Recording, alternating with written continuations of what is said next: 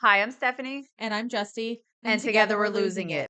We've each lost over 100 pounds with the help of diet, exercise, and breaking bad habits. And I also had weight loss surgery in 2020. And I recently had skin removal surgery. We're just sharing our journey and what we've learned throughout the process. And we're not doctors, so if you have any medical questions, reach out to your doctor.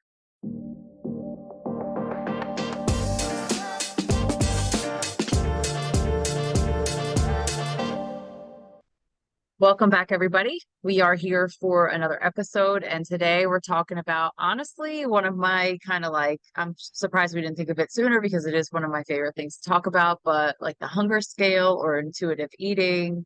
And honestly, I think this is better than any diet out there. And it's what we've kind of grown to live by and work by. Granted, I did have my stomach cut out, but it still requires intuitive eating or eating according to the hunger scale, no matter what size your stomach is. So, with that being said, I found a really good article that I think that we both liked, and I just want to read this first section here before we kind of kick it off. But it does talk about intuitive eating, and it says it's consuming when hungry, stopping when full, and not restricting certain types of food. It's associated with a lower body mass index, better psychological health, and improved dietary intake and eating behaviors. While eating when hungry and stopping when full might seem like common sense, intuitive eating is challenging and put into practice. Busy lifestyles disrupt consumption patterns. Emotions like sadness, boredom, and anxiety encourage people to eat when they're not hungry. And so that kind of like, in my opinion, just summed it all up. As soon as I was reading this, I was like, this is it perfectly. It definitely sums it up. And it does sound like common sense. And it honestly is. It's just not, I mean, we're born with that, like eat when hungry, stop when full. But I mean, Justy even takes it a step further. She stops before she's full. And I'm going to let her talk about kind of the hunger scale um, in a sense of like numbers and something that this article came with too, and kind of how staying in the middle is where we want to be because she definitely does a really good job with stopping before she's full. So that's kind of the idea. So, Justy, I'll let you talk a little bit more about that. Yeah, and I think it's really important what Stephanie said is this is how we live our life now. And it took us a lot of ways to get here and different tools. We both have different tools to get here, a lot of failure to get here, and we're not 100% successful. But this thought and this kind of idea is how we have been able to maintain our weight. Me in particular, I've been talking about this for a very long time with, not eating until full, staying and eating until satisfied, that sort of thing. So yeah, I think it's very important that we just sort of break it down and focus one whole podcast on it. So it's a scale of 1 to 10. And I mean, you could make it less complicated and it will get less complicated as you start listening to yourself, but I'm just going to break down the different steps. So one is like so starving you're dizzy or weak. Number two is extremely hungry and feeling irritable. I get there pretty quick. I go from 2 to 3 pretty quick, about 23 minutes from the time I say I'm hungry till I'm irritable, and lots of growling in your stomach. So three is going to be less famished, hungry enough for occasional stomach growling. Number four is mildly hungry. Often this is followed by like a light snack. So you have a light snack and then like an hour later, you're like, ooh, I'm a little hungry, but there's no growling, there's no anger, there's no fainting. Right. Five is satiated. And so this is just really no feeling of hunger or not. So you're just neutral. This is the neutral spot. Six is mildly full with no discomfort. So you feel like you've just eaten, but you're not uncomfortable at all. And seven is going to be full enough for mild discomfort. Eight is stuffed enough for a more noticeable discomfort. So like if your pants are tight and you wish you You were a got to warrior take the standing, button out. Yeah. right? Then that's an eight. Mhm. And then nine is like Thanksgiving stuffed, to where you are extreme discomfort. You need a nap. Right. And then 10 is going to be full to the point where you're feeling sick, like you're throwing up because you ate so much. So those are kind of the scale. And like Steph said, we really want to start eating at a 3 or 4. So I'll repeat those. So start eating when we're less famished, hungry enough for an occasional stomach growl. And that is my personal sign of hunger, is my stomach kind of gets growly.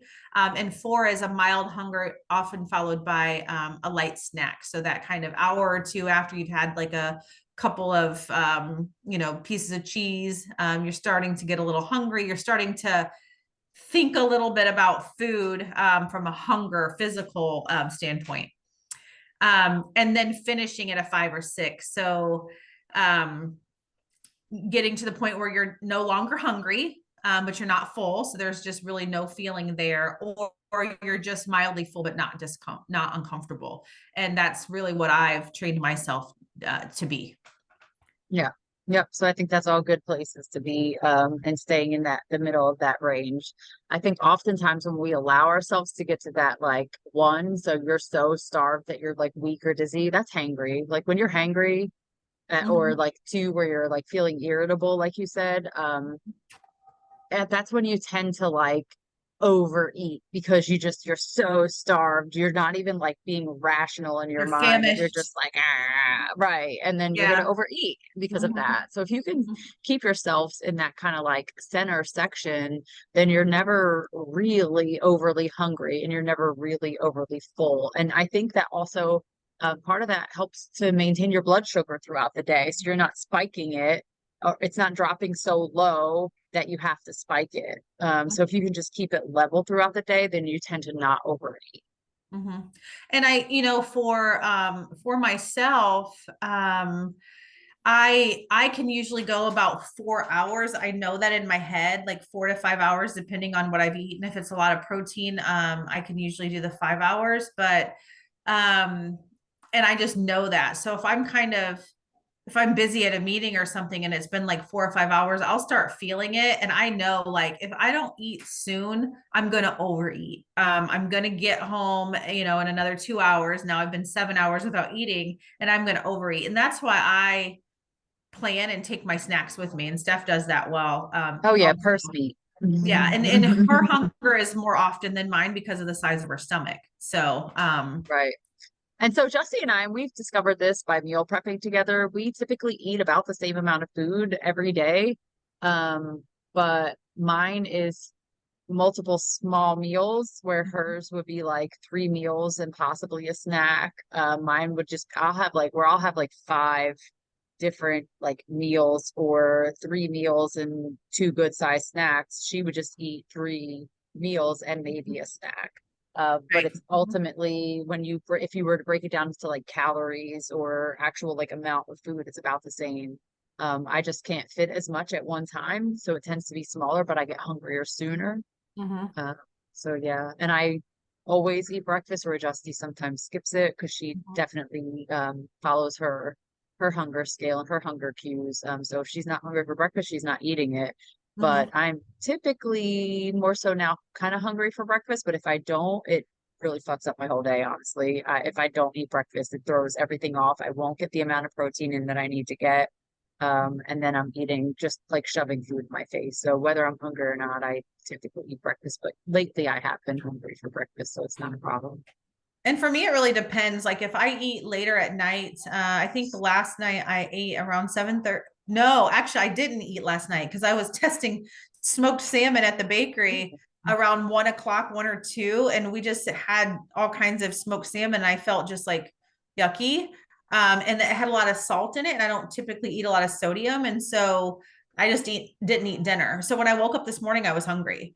And so I ate breakfast. Now the rest of this week I didn't eat breakfast, or I didn't eat until about 10 or 11 because I'm just not hungry until then. I work out, I come home, I get ready for work, and then I don't eat until I've gotten to my first bakery or what have you. Um, And I and notice when I work out more, I'm hungrier more often too. I think Mhm. your body really does tell you when it needs, like you're burning extra calories from working out or working out Mhm. hard. And I have been for the last 3 weeks. I've worked out 5+ days a week, which is more than I really used to do. But I Mhm. find myself wanting to eat more, and rather than like beat myself up over it, I know I'm burning more calories and my body probably needs it.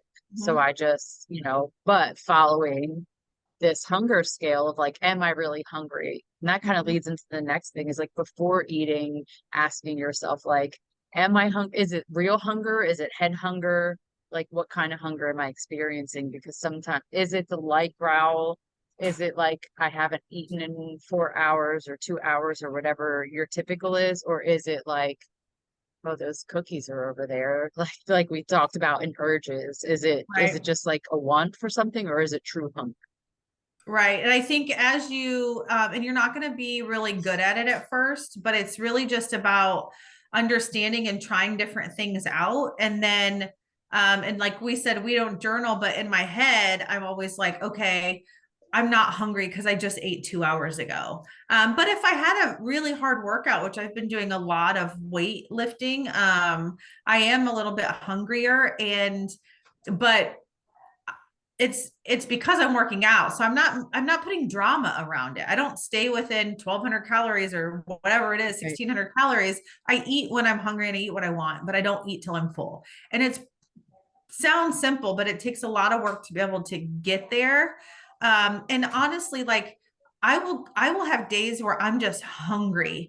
A lot of it's hormones, a lot of it's if I'm working out. Some days my body needs fuel, and some days my body is eating my own body weight in fuel. Like Right. there's just some days that Feeding on itself. and you can't say like, and you can if you like for bariatric patients, they stay within a certain amount of calories and that sort of thing. But I can't say that. I can't be like, oh my God, I have to stay within 1200 calories. Because if my body's wanting 16, it's going to feel deprived.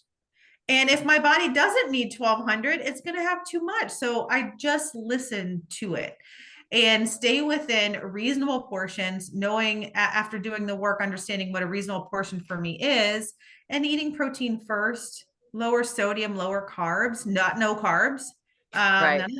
None of that Because we're mess. not psychos. Right. And And if if you, no carb works for you, it's okay. right. But it has not proven to work for me at And if all. you're truly like intuitively eating and following your hunger scale, I think the days ebb and flow. And we learned this when we spent 10 days in Mexico together. We could make a movie called 10 Days in Mexico. Mhm. Actually, I think it was nine because I was running a little behind there. But um, some days we ate a lot and some days we didn't eat as much. But I think end of the week or whatever, it's like balancing your checkbook. End of the week, it balanced out.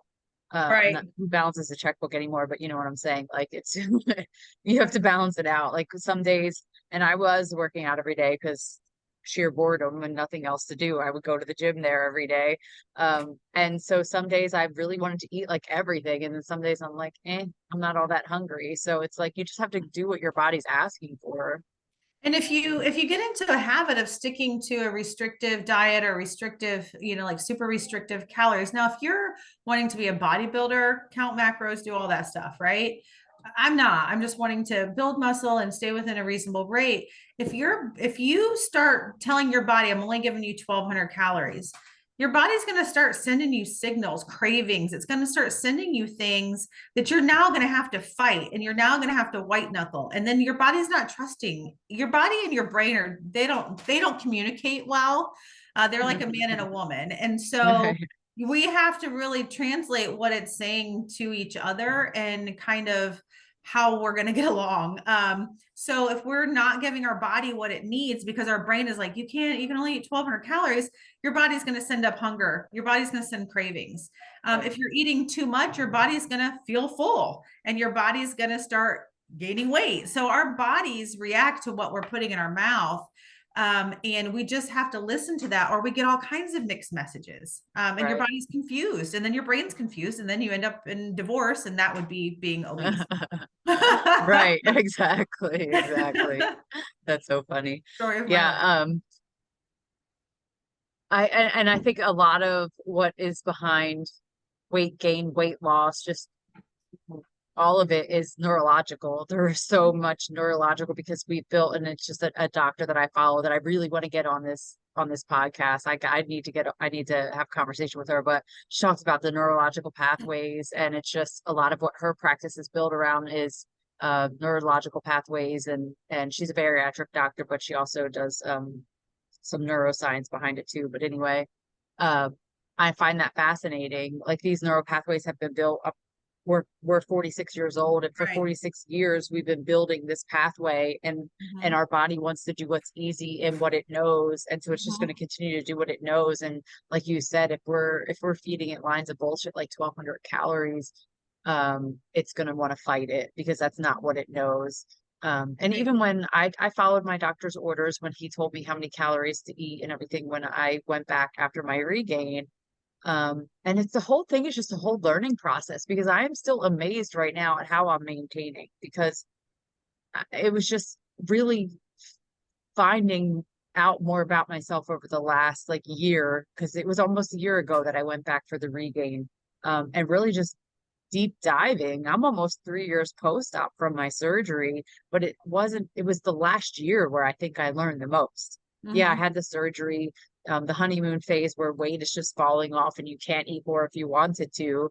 And then after the honeymoon stage and I had to really figure out how to eat, I thought I was doing it and then I gained a bunch of weight and then I have really had to learn. And that's where I really now focus on, am I hungry?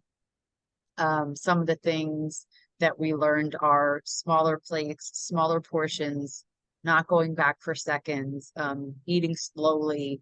Those are Mhm. just some little things that we use to help really put the hunger scale and intuitive eating to work. Right. Um, And I think when when you start off trying to understand, if you're a bariatric patient, you can only eat like a small amount of food. But if you're not, and you have a normal sized tummy like I do, it's almost, and you've always overate. You've always felt stuffed after you're done, like literally breakfast, lunch, and dinner like you for weren't done years. until you were stuffed. Right. Yeah. You weren't done until like that was a The feeling we clean plate were going club. for. That was it. Yeah. We Yeah. didn't feel I was a satisfied. fully supporting member of the Clean Plate Club for my entire life because we weren't allowed up from the table until we were Right. done eating. Right.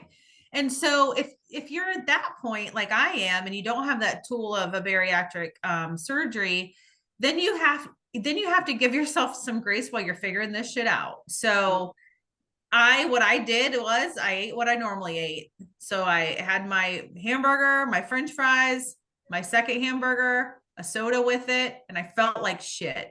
And so the next time I had a meal, I had a hamburger and french fries and not the second hamburger and the soda, and I still felt like shit. So my goal in my head when I was eating was to not feel stuffed. That was my after getting my water, after getting my sleep under control, then I started working on my portions. And I got to a point where now I eat a half a hamburger. Probably I'll either eat a whole hamburger and no fries and no soda, just water, or I'll eat a half a hamburger and fries and water. So, but it didn't happen overnight. So I had to consciously teach myself what a portion was that I would feel satisfied but not discomfort. And And for me, not fulfilled either, like right, mentally fulfilled. Yeah. right, right. And so, for instance, I love orange chicken from the China 88 here in Charlotte. Shout out. And but that meal comes with fried rice, an egg roll, and orange chicken. I used to eat that like that and probably not finish it, but then like later on that evening I would finish it. So it lasted me one day. Now it lasts me like 3 meals. That is going to be my dinner tonight. But as soon as I get it, I portion it because I know what I can and can't eat. It's about a cup and a half of food for me. I portion it and then I get more satisfaction out of it because I'm eating it when I'm hungry. I'm enjoying it 3 times instead of one, and I'm not feeling completely disgusting afterwards. Right. Right. Yeah. So we were talking earlier, like, people who say, oh my God, eating healthy is so expensive, but it's not. Because if you are over, 50, 60 pounds overweight or more, it's, you don't need to just start eating healthy foods and salad. You need to eat less of what you're eating. Right. Start there. So you don't have to go to just, eating, chicken and all these fancy foods and Chicken whatever. and broccoli and brown rice every day. Right. Like, no, just eat less of what you're eating now. Eat the pizza, just eat less. Right. Eat the hamburgers, But eat the McDonald's every fucking day. Just don't eat 2 Big Macs, eat one. Start there. right. But Then you can, also And also think like some of the I guess tip like tricks or whatever is slowing the fuck down. You don't Mhm. need to inhale your food. We come from restaurants, and you would think we were prisoners, like you're just trying to like shovel it in. No one's coming to take our plate away from us. Mhm. We, sit down as a family if possible, if or sit down by yourself, maybe With no TV, Sancho. no distractions, right? Mhm. Just sit down, and eat and take bites and be slow and intentional with it. Because if you eat it so fast, your stomach doesn't have time to send the message to your head that it's full. So if you Mhm. don't take your time to eat it, you don't know you're full until you're already at your nine And because it's too late. you're eating too fast. Typically, you're eating so fast because you're beyond your hunger as well. Mhm. Like you're a little too hungry. You waited a little Right. too long. And so noting that as well, like, okay, 7 hours isn't going to do it for me. So I need to prepare myself for 3 or 4 or whatever it is. When I was in Africa, I bought these really pretty placemats, and I eat dinner by myself every night, usually out of a like a container that I portion my food in. But now I have a little placemat. I put it at my table. I light a candle. And I put my food on a plate. Now it's a paper plate. Experience. Yeah. It's Yeah. a paper plate, but I'm Yeah. sorry for all the recyclers. But it's an 8-inch paper plate too. It's a smaller paper plate. And I eat without being famished. I eat without being what is the word, like overwhelmed or like, oh, I Right. have to have this. I eat Right. calm. Yeah. I prepare my food calm because, well, usually it's already prepared. But even if I do come home and cook dinner, I don't get to a point where I'm eating as I'm cooking because I'm Right. so hungry. So hungry. Yeah. Right. I just be like, no, eat, make your food, prepare it, sit down, eat your meal, put your fork down in Put your between fork down. Yeah. bites, Uh-huh. two Chew 25, it. whatever it is you got to Right. do. Chew it. And, When I think first started with this whole portioning thing, I did an 8-inch plate and I filled that bitch to the rim. Let me tell you, I did. But you know what? That was still less food than a whole plate filled to the rim in seconds. or like Now, at the buffet when you're like you have the right. mounted plate. And Like, so and so now my 8-inch plate has space on it, but that didn't happen overnight either. I just was like, okay, can I just leave like 2 bites behind? Okay, can I just serve a little bit less on this plate? Okay, can I not mound it? Can I just level it off? Like it was baby steps, and it just it's not going to happen overnight, but all of those little choices will really lead to losing weight slowly. yeah. It's gonna And it's slow. when possible, I try to, we talk about, or in the bariatric community, the bariatric plate method. So it would be half of your plate would be protein. About a third of it is your like starch, your complex carb, and I guess the other rest, the other section is your vegetable. And so it's very small amount of the complex carb, medium amount of the vegetable, and then like half of your plate is your protein. And so the way that I learned to eat through this process is protein first. So I Mhm. go kind of, if I was going through that, I would eat the protein, then I would go to the vegetable, and then whatever amount of complex carb I can go for. But it's okay to leave some behind. You don't have to finish everything that's on your plate. It is okay. Mhm. It is, we've talked about this before. It's waste either way. It's waste if it's waste in the toilet or it's waste in the trash. One way or another, it's waste, but the one that goes through the toilet is also going to add calories to your body that you probably just didn't need. So don't put Calories. yourself to get to that 8, 9, or 10. And it's calories, it's uncomfort, it's regret, it's feeling like shit about your decisions about overeating. So overeating is more than just, for me, it's more than just eating too many calories. There's all this other physical and mental stuff that goes along with it that I just don't have on a daily basis anymore. And it feels really good, and it's a free feeling that is really really nice. And those um couple bites that you leave behind is a mhm, mental note to yourself that next time that you plate that dish or something similar to mhm. that dish, that you probably could cut back a little bit. Right. because you didn't need as much the last time. So it's kind of just knowing you have to be super in tune with your body to know what you want and what you truly need and make that meet up somewhere in the middle. Like I want this Mandarin or I'm sorry, orange chicken. Mhm. But I don't need this entire orange chicken. So it's making your want and your need come together. And what was it that you talked about a couple podcasts ago that was great? Is this I want what most. I what the most or what I want right now. Yeah. Right. And so Mhm. make that meet in the middle somewhere. Yeah, I really want this orange chicken. And maybe it was planned or it wasn't planned or whatever the case is, but I don't need to eat the entire thing. That's not going to Mhm. serve my purpose. It's not going to get me to the what I want most. Mm-hmm. And I think with seconds was really hard for me because I always got seconds. I always just got a little bit more. That's just my personality too. I always just want a little bit more of Right. whatever it is. And so, Greedy bitches. right.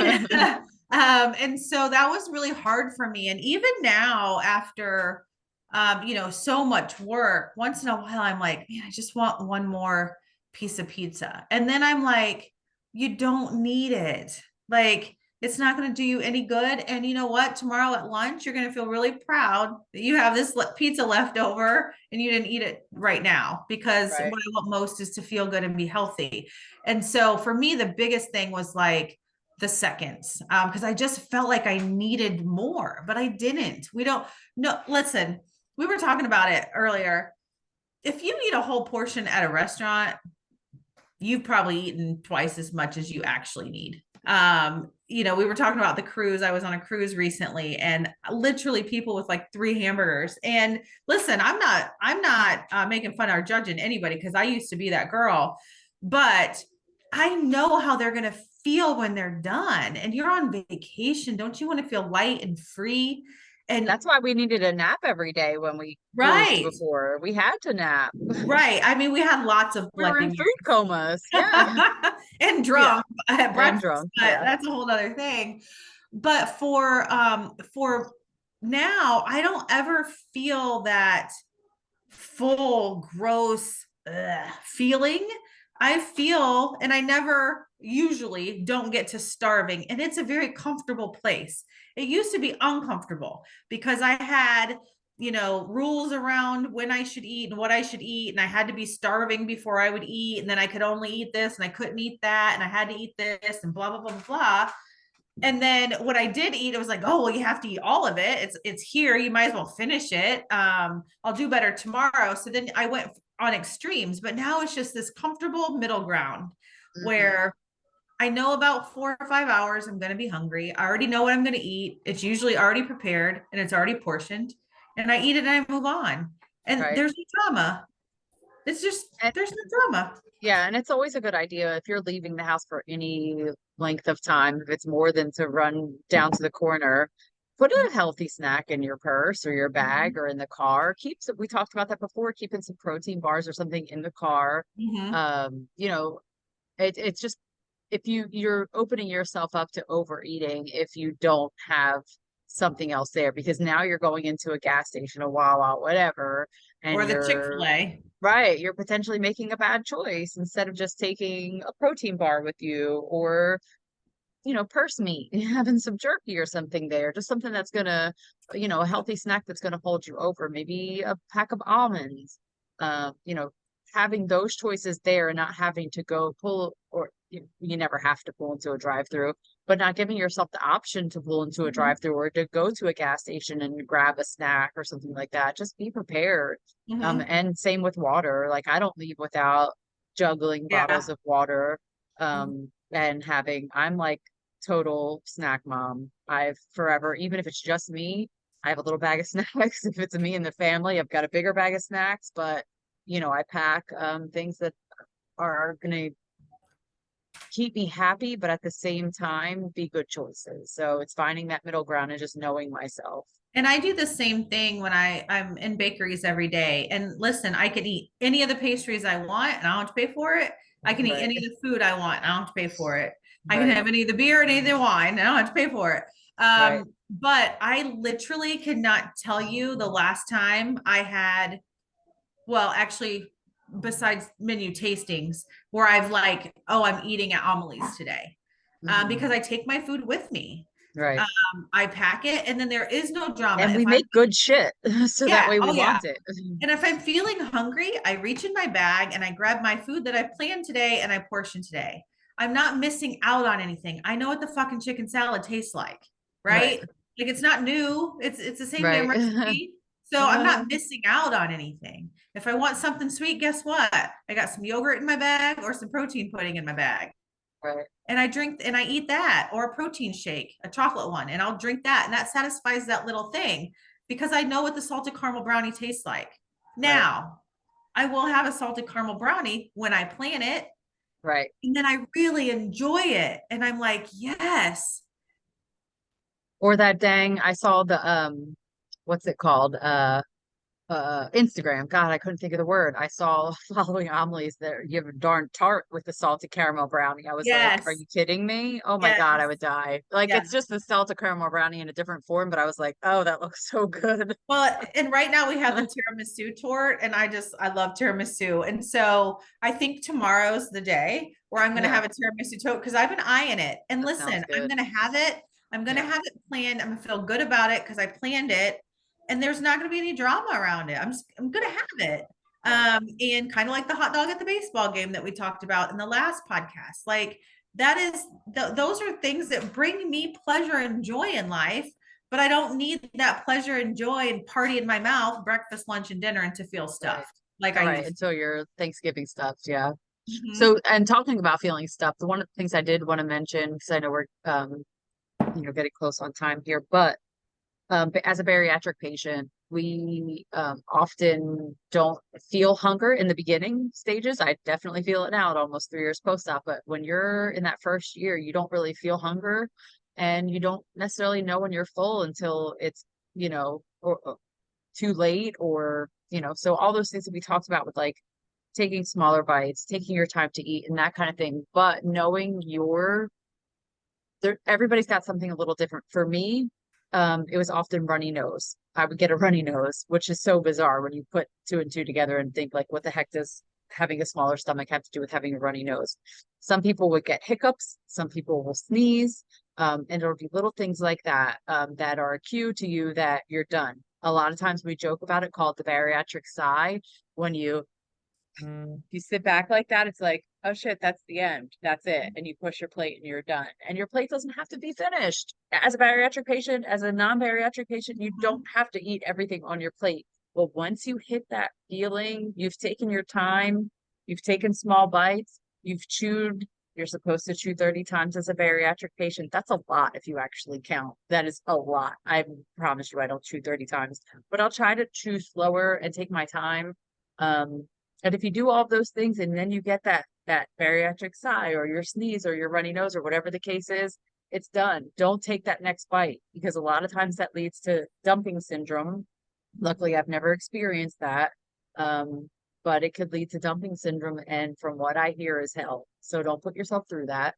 And thank God And I've just never experienced that because I have a phobia of throwing up. yeah, and it's not even necessarily throwing up, it's more so like kind of foamy mouth, Ugh. um, very just a lot of overwhelming sensations and feelings. Some people I think have thrown up, but I don't even think that's it the majority of the time. It's Oh just wow. it's just a whole body experience from what I've heard. And it's never happened to me and I feel great about it. The only thing I've ever had happen was I drank too soon after eating and I gave myself a stomach cramping type of thing. So that was it for but yeah. Yeah, and I for my full, I sigh the same thing. I for me, I go by my portions, so I don't even really feel a thing. I just know how much I can eat. But once when I was on the cruise, because we had like the appetizer and the dinner and the dessert, I would the first night I ate all of them, and the next night I was like, I can't eat. I'm not going to eat half the dinner because I want the dessert. Right. So that's kind of what I kind of stayed within that. Or at least I tried to, depending on the portion though. So if it was a big portion of something, like I didn't eat all the pasta because I just ate the protein and then my dessert. But same thing. And what my hunger cue though is growling on the stomach. And when my stomach starts growling, like I said, I've got about not quite a half hour before I'm angry. And then about a cup and a half of food, probably the majority of that's protein, and that lasts me for another like 4 or 5 hours. Right. And you know yourself, and it took time to get there. So Oh that's yeah. it. Read your body, read your cues, read your signs, and just start really being intuitive Mhm. eating. Be intuitive with your body and your wants and your needs. If you're a journaler, take notes about it. If not, take mental notes about it and just start really knowing what you need. And for the next portion, maybe take a little less. Maybe keep 2 bites behind and see how you feel with that, and just start working down smaller and smaller. Right. If I'm finding that I get home every night and I'm starving, take a snack so I can have it, but so I'm not starving and eating dinner as I'm making dinner and then eat dinner. Um, that everybody's going to have their different little things that they kind of discover as they're doing this. And then just little things that you can do from day to day to make a better choice and to set yourself up for success rather than doing the same thing over and over again. Right, Um, right. Which is the so definition of anyways, insanity. exactly. Right. So we have decided that what's next is what, Steph? I was like, don't ask me what's next, Justy. It's going to be a surprise because Yeah. we have some ideas, but we don't know for sure. So we're not even going to put it out there. Surprise! Surprise. Yes. We're not sure. But yeah, So, we have some thoughts, but a lot of times it's kind of like, hey, I think we should do this, and we just do it. mhm, So yeah. unless we have something for sure lined up, we're just going to surprise you with it, whatever we're feeling at the moment. Right. And I think, yeah, I have a couple ideas too in my head. So I think it'll be a good one no matter what it is. Yeah, we'll work it out. Awesome. Well, All thank you so right. much. Yeah, that was a great topic. I love it. So, yeah, thanks for joining us, guys. Bye. Bye.